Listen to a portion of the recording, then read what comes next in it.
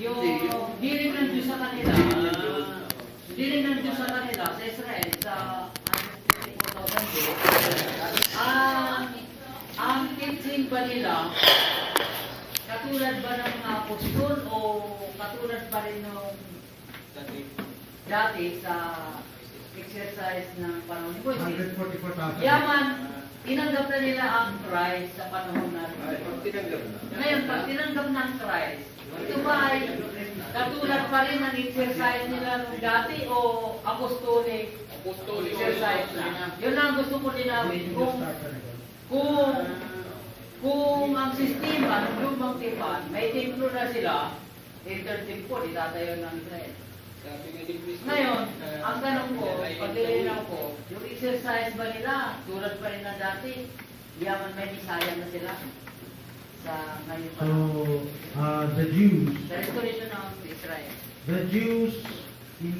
not just the Jews, the whole of Israel, when they know Jesus Christ once again, because they should have known Him before, and some accepted. When you read in the book of Acts, 3,000 accepted, 5,000 accepted, and that's as far as they go.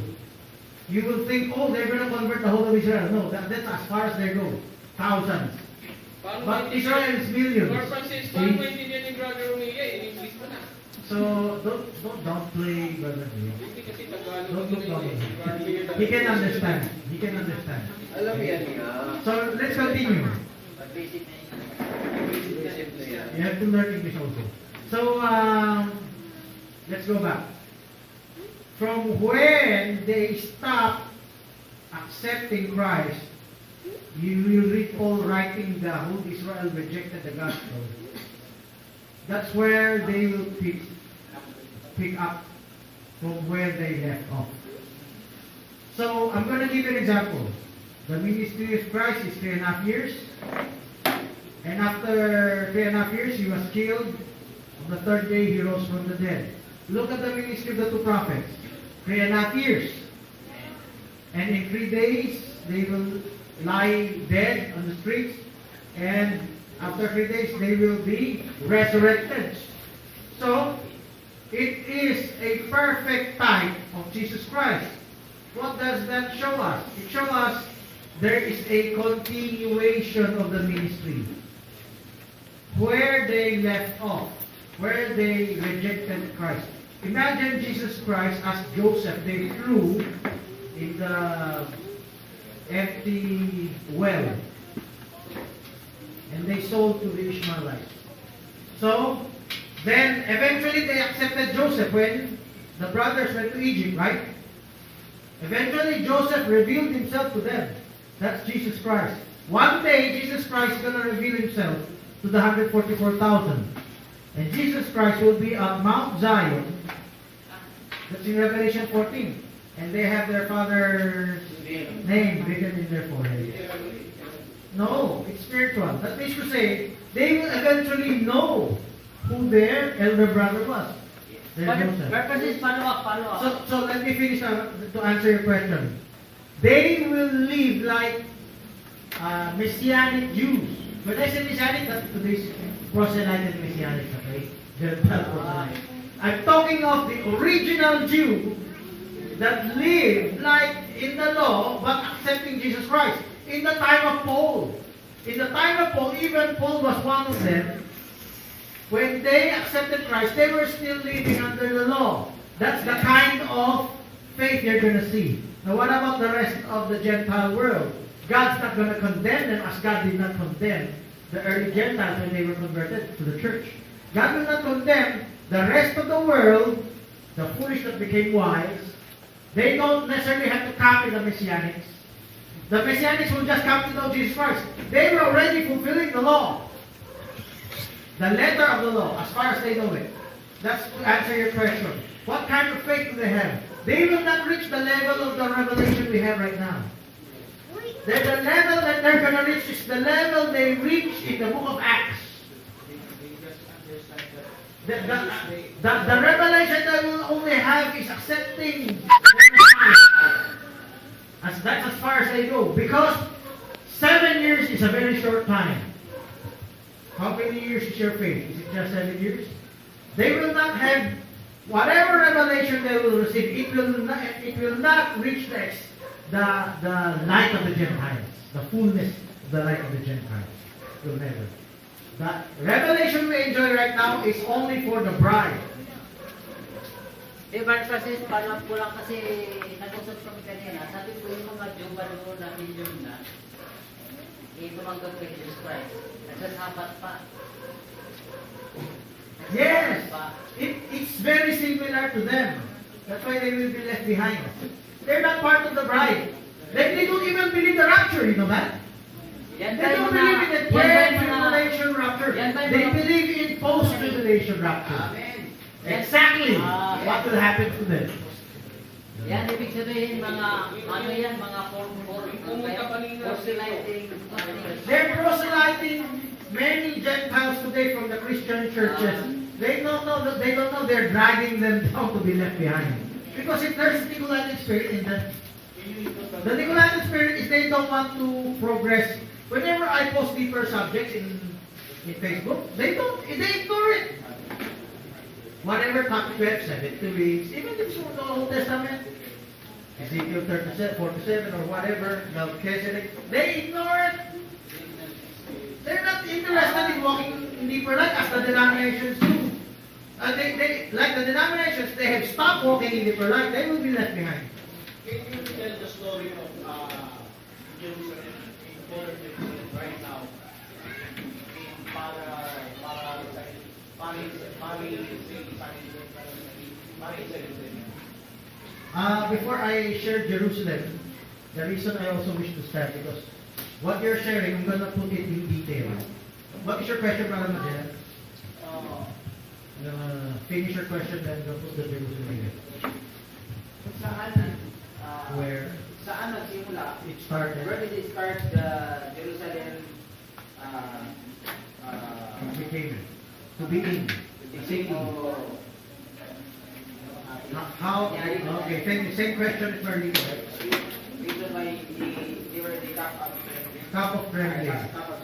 So I'm going to answer the cup of trembling. There's a supernatural, spiritual battle behind the scenes that you're not seeing right now. That they are taking over Jerusalem. If you go to Jerusalem itself, there are many denominations. That denomination is a Dark Ages denomination of Orthodox, Catholics. Every inch of real estate, they fight it out with not just the Muslims, but even Christian sects. I'm talking of Orthodox sects, different Orthodox sects that have subdivided Jerusalem into their real estate. In the spirit realm, it's the same battle. And there was a time a UFO was photographed in Jerusalem, hovering over the Temple Mount. Hovering over, it's in YouTube, you watch it. I forgot what year is that, just look it up. That UFO from Jerusalem, they were taken in shot with video, then they went up. There's something happening there in the spirit realm. Now, I'm going to answer Barlitos, how significant is that piece of real estate? That is where humanity began. It was not yet called Jerusalem. It was where Adam came out. Adam, before you go to Eden. Adam was formed out of the ground, Genesis 2:7, and he placed him eastward in Eden. So you look at the map, you look at our tracks, eastward in Eden. Located in Jerusalem. So that is eastward of Jerusalem, and that is where the Gethsemane was, where Jesus Christ struggled in prayer. The same garden where Eden was, that the first Adam struggled also. I'm talking of Garden of Eden. Yes, Garden of Eden.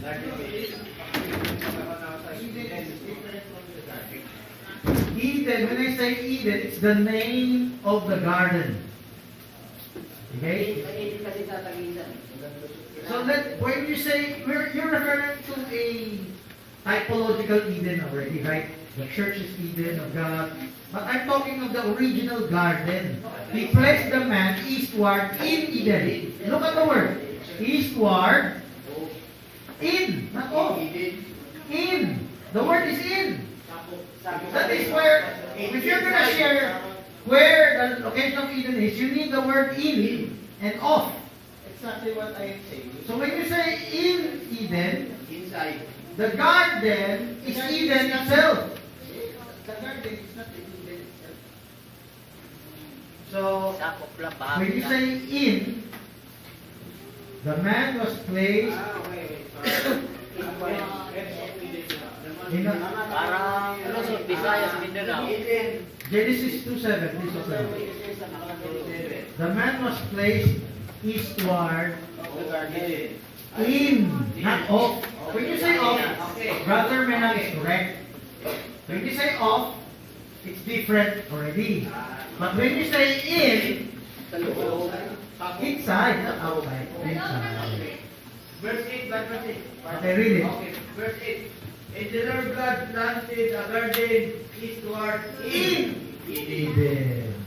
So, the Eden, nandun na yung Eden sa garden. What I'm trying to say, May distance lang. Okay. I get your point. I get your point. This is what he's referring. Eastward of the garden, eastward from Jerusalem. Parang It was not yet called Jerusalem. It's from where Eden is. Westward, right? Eastward of that, God planted a garden. Eastward of that is Eden. I get this point. Now, when I said Eden, I'm also referring to the Garden of Eden. So let's not waste too much time on that. Let's get straight to the point. We're talking of history here. That garden was lost. By the way, Brother Fernand, your voice could be recorded there.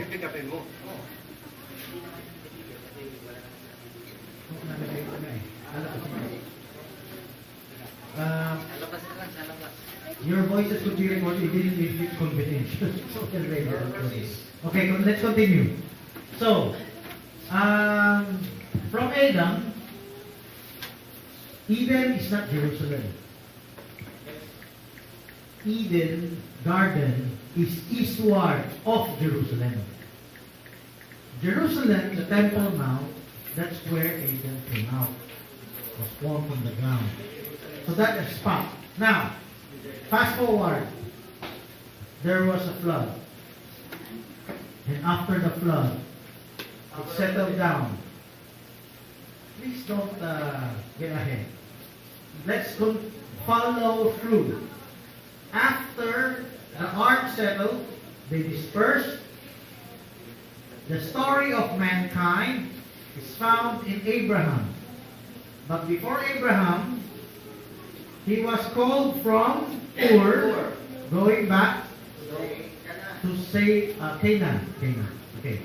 When he was called to go back to Canaan, there was a priest, king priest in Salem.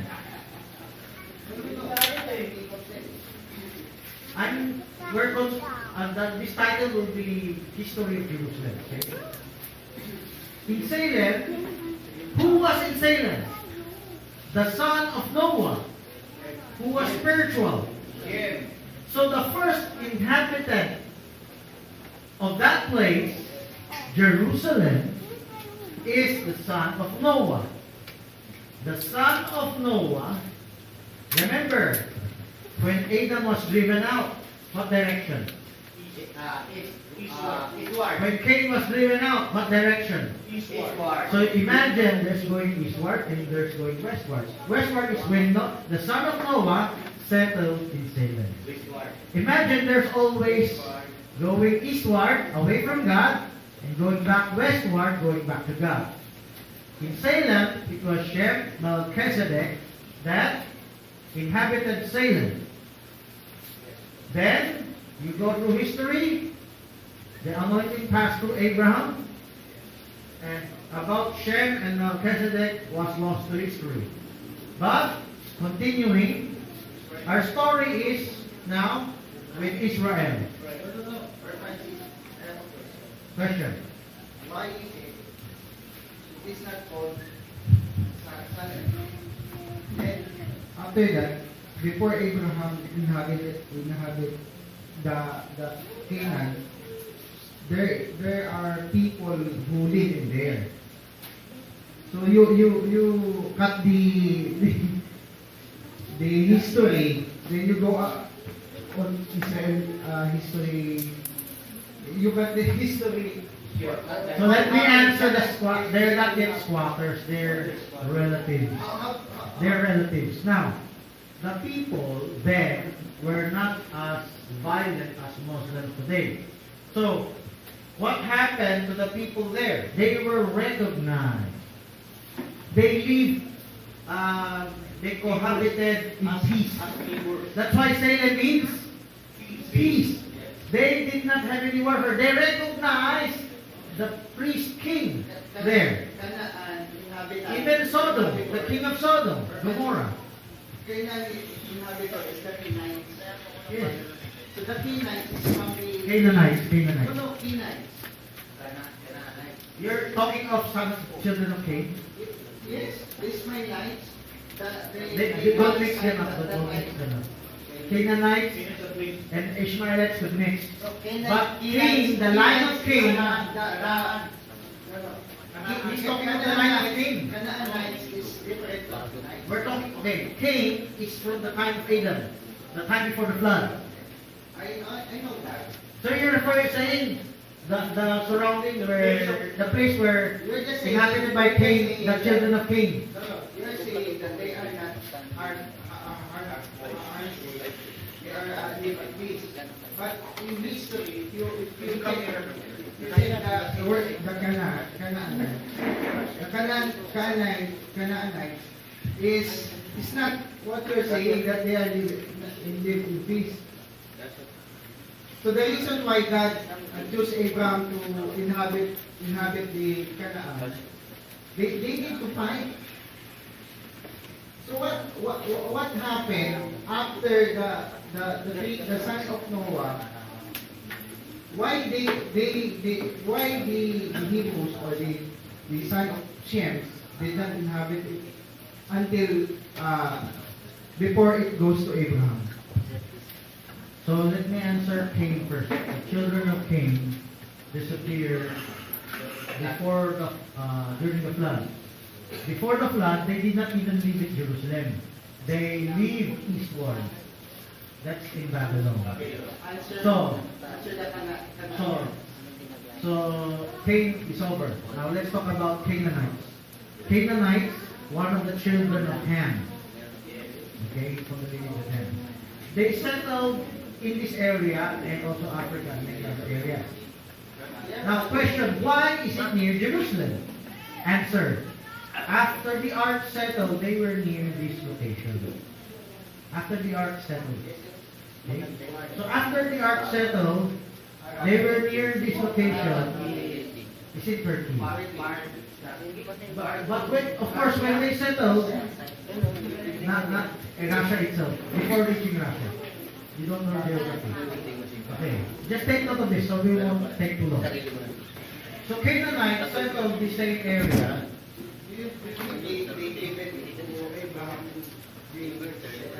When Noah came down from the ark, all the children dispersed gradually.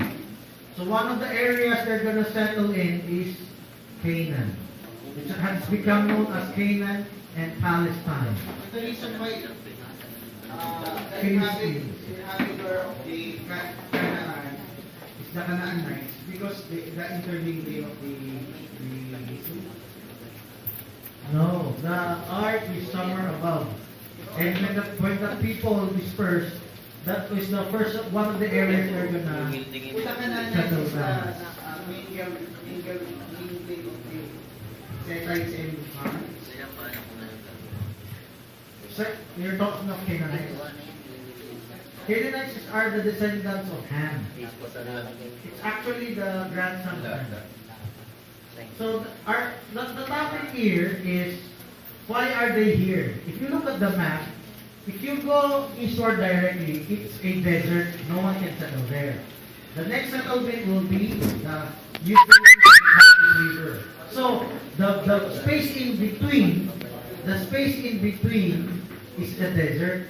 So they mostly would settle in watered area.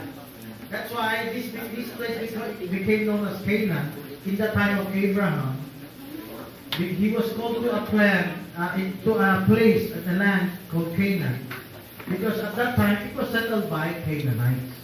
Okay, so the Palestinian is a modern word, but comes from Philistines. So Philistines also settled this land. Now the topic I just passed through that you asked question: how could they live peacefully among themselves with the king priest? The king priest. The answer is, at the beginning, there were no squabbles yet. They are not yet corrupted, but later on they will be. One example is the king of Sodom. The king of Sodom then was not as corrupt as when they will be rained with fire. They were originally recognized in the king priest. They even they were in agreement with Abraham to give the 10%. I don't have to go to that detail because the list is very long. Okay. I have a clarification on that. Jerusalem has no resources.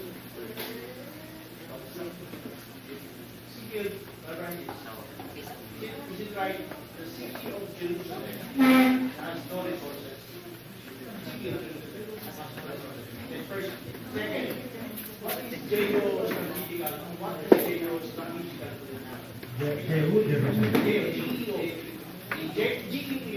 Geopolitical.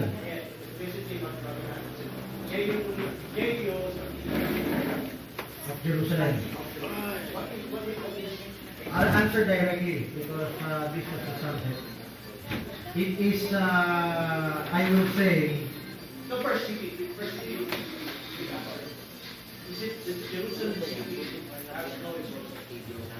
there are resources, but it's not because of the resources. That will be carnal. To answer why it is a cup of trembling, there, as I said earlier, there is a spiritual battle. Even though the area almost serves no natural resources, it's not based mainly on the natural resources, but a spiritual battlefield as the beginning of humanity. Spiritual. In the spirit realm, there's a battle going on to take control of the place. It's a portal. It's a portal to the spirit world. It's a portal to the spirit world. There will be a great battle on that place later on. So, the geopolitical you see today, it's not because of the natural resource. When Brother Gan said there are trillions of barrels of oil underneath. Let me interrupt you first. What do you mean by geo? Geographical. Geo. Area. So that is area. Yes. As a Geographic area. Area. Earth. Okay. So, let me continue. We use English because it's being recorded. Okay. So, let's continue. From Melchizedek, Shem, to Abraham. From Abraham's children to Israel. From Israel, they were called to Egypt. From Egypt, they lost their land. From Egypt, they were called back to Israel. That's the time of Moses.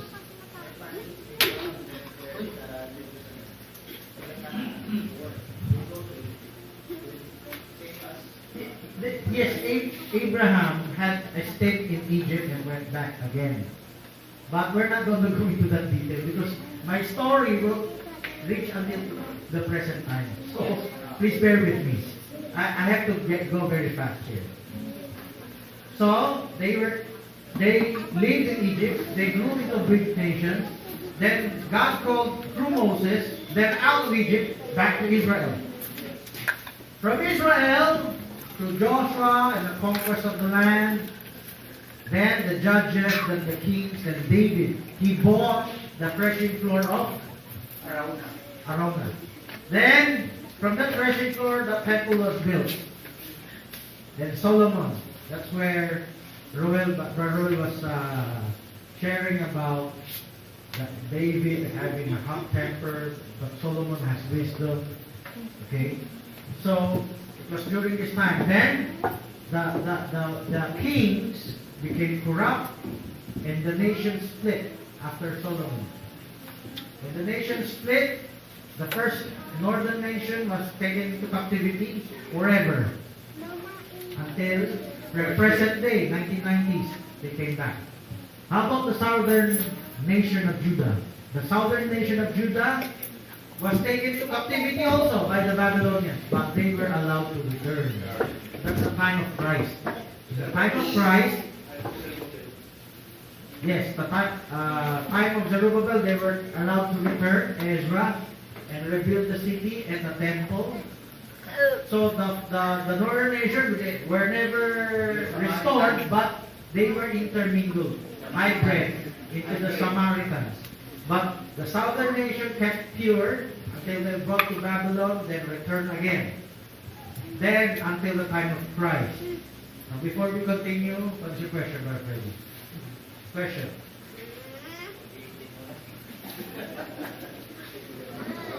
So parang diretso na sa Jerusalem sa after religious season Yung sa Esther. What is your question? And the Lord God planted a garden This word is Eden. eastward of Eden. Eden. Good. Be careful of that. He put the man Where he had where he had formed. born. Question. Another 15. And the Lord God took the man Using English because and put your him sound from being into recorded. the garden of Eden. So dalawang Eden ito. So there are two. Don't talk about it. Do not interrupt. There are two Eden. From Genesis chapter 8 of verse 8 and 15. Sabi niya dito sa 15, and the Lord God took the man and put him into the garden of Eden. Okay. Now, it is different, but the same also the Eden. Same Eden. So if it is different, we go to Genesis chapter 23. Brother Freddy. 3:23. Sabi niya, therefore the Lord God sent him forth from the garden of Eden. Same Eden. Look at it. Garden of Eden to till the ground only where she was taken. 24. So he drove out, ilabas siya. He drove out the man in the place of the east of the Eden. Of Eden, and they will sword where turn every way to keep the way of the tree of life.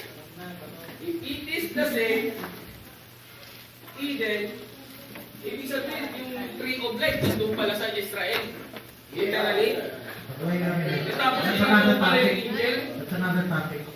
But in view of what you said, look at this illustration. Oh. This is Eden, our Kasi garden. nandun na nga din, nagbabantay. Yung Kirupin eh. Please let's not talk about other Oo, things. nandun pa yung tree of life.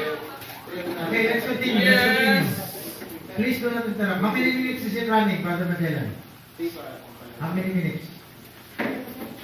29 minutes dito. 29? Look at this. This is the Eden. I'm just going to quote something he I said. believe a literal Eden sa guard sa Israel. Mayroon silang literal Eden. Please do not interrupt him, okay? Now, leave him alone. After after our meeting, Eden, Israel. you can overnight with him. Spend overnight. Okay. This is Eden. This is westward of Eden. When you read the verse, I heard him quote, from whence the man was taken. It's like this. He is on the western side of Eden. He was cast out in the eastern side of Eden. When he was placed in Eden, that is also eastward. So he was cast out also eastward. Cain was driven out eastward. You see that? There's a pattern, but that's not our subject. I just showed the location, this westward end of Eden, that's Jerusalem. Okay, let's continue. So, when yes, no, I'm not just in Moses. I'm in captivity. We are in the time of Christ. Christ said they will be taken out into dispersed into nations. He said not one stone will be left upon another. So in 70 AD there was another captivity. But that's not the end. There's another. Bar Kochba, 130 AD. So maybe 50 years, 60 years after Titus, there's another rebellion, and they were permanently then, for 2,000 years, dispersed until 1948. So I skip. There's Titus. Then we are in 1948. Now, how long has that been? Almost 2,000 years. So, when Israel returns back to the land, it is the sign of the end. And many prophecies spoken of that she will be gathered from all nations. That is what we should watch out. That is what we should hold on to say, the Bible is true.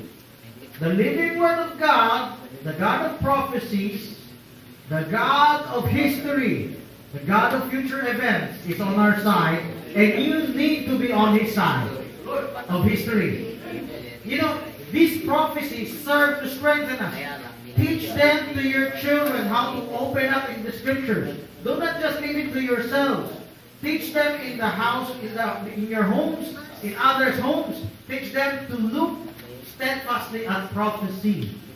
Look at history. If you look at history, how the children of God were brought to that place, was cast out, and was restored.